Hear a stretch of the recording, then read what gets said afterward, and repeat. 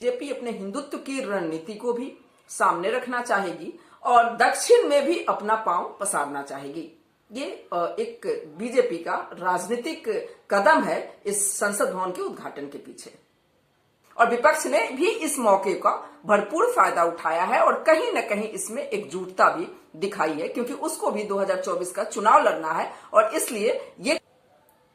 विपक्ष के आरोप प्रत्यारोप के बीच नए संसद भवन का उद्घाटन हो गया, लेकिन राष्ट्रपति से उद्घाटन नहीं कराया गया। अगर इस चीज पे आखिर क्यों नहीं कराया गया, जबकि हमारी संसदीय परंपरा में सबसे प्रमुख राष्ट्रपति हैं, तो क्यों नहीं कराया गया? इसके पीछे राजनीतिक कारण है। प्रधानमंत्री मोदी का जो व्यक्तित्व है, बीजेपी उसी व्यक्तित्व के आधार पर चुनाव जीतती आई है अभी तक, और आगे 2024 भी सामने है। बीजेपी की कोशिश है कि ये व्यक्तित्व जो बना हुआ है, जो औड़ा बना हुआ है, वो औड़ा बना रहे और इसी के आधार पर चुनाव हम लोग जीत पाएंगे। ये अच्छी तरह से जानती है बीजेपी,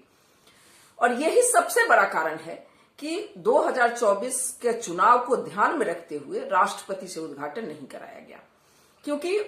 हर राजनीतिक पार्टियां जो भी हैं सत्ता में रहती हैं हमेशा, कभी कांग्रेस रही, कभी आज बीजेपी है, लेकिन वो अपने किस तरह से अपनी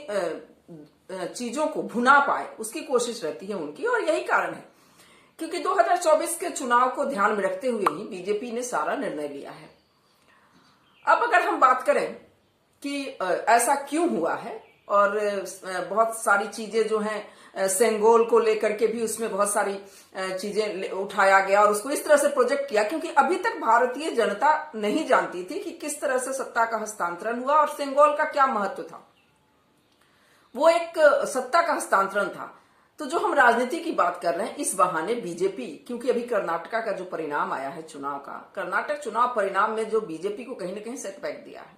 और इसलिए उसकी दक्षिण से एक तरह से, क्योंकि ऑलरेडी देखें तो उत्तर भारत में बीजेपी अपनी जड़ें जमाई हुई हैं, दक्षिण में नहीं जमा पा रही है। तो सेंगोल को अभी लाना, म्यूजियम में रखा हुआ था और उसको उद्घाटन के समय इस तरह से उसको शामिल करना और वहां पे लोकसभा स्पीकर के इसमें रखा जाना, इस तरह से इन सब चीजों को अगर हम ध्यान से देखें और उस पर मंथन करें तो साफ साफ पता चलता है कि बीजेपी अपने हिंदुत्व की रणनीति को भी सामने रखना चाहेगी और दक्षिण में भी अपना पांव पसारना चाहेगी। ये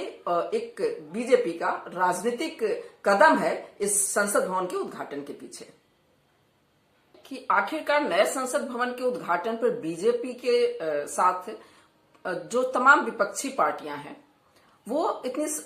तकरार क्यों कर रही हैं, सवाल क्यों उठा रही हैं, शामिल होने का निर्णय, न शामिल होने का निर्णय क्यों लिया? तो देखिए 2024 का चुनाव उनके सामने भी है, और विपक्ष की एकजुटता, क्योंकि विपक्ष की अगर हम बात करें तो संवैधानिक वो सवाल जो उठा रहा है बिल्कुल सही है कि राष्ट्रपति सर्वोच्च हैं। किसी भी पार्लियामेंट की, जो भारतीय संविधान ने उसको स्वीकार किया, उसमें राष्ट्रपति सर्वोच्च स्थान पे हैं, प्रधानमंत्री चौथे स्थान पे आते हैं अगर देखा जाए संवैधानिक दृष्टि से। तो पहले जो सर्वोच्च पद पे व्यक्ति है उसको इग्नोर किया गया, और उस पर सवाल अगर विपक्ष ने उठाया तो विपक्ष भी कहीं गलत नहीं है, विपक्ष भी अपने सही रास्ते पे है, क्योंकि उसको भी 2024 का चुनाव लड़ना है। और इस मुद्दे को उठाते हुए एक तरह से विपक्षी एकजुटता भी इसमें दिखी है, और एकजुटता विपक्ष की सबसे जरूरी है 2024 के चुनाव के लिए। तो कर्नाटक के परिणाम ने कई चीजों को मोड़ दिया है, उसमें विपक्ष के लिए भी एक संदेश है, और विपक्ष ने भी इस मौके का भरपूर फायदा उठाया है और कहीं न कहीं इसमें एकजुटता भी दिखाई है, क्योंकि उसको भी 2024 का चुनाव लड़ना है। और इसलिए ये कदम विपक्ष की तरफ से जो कदम उठाया गया उसको भी राजनीतिक दृष्टि से सही ठहराया जाएगा।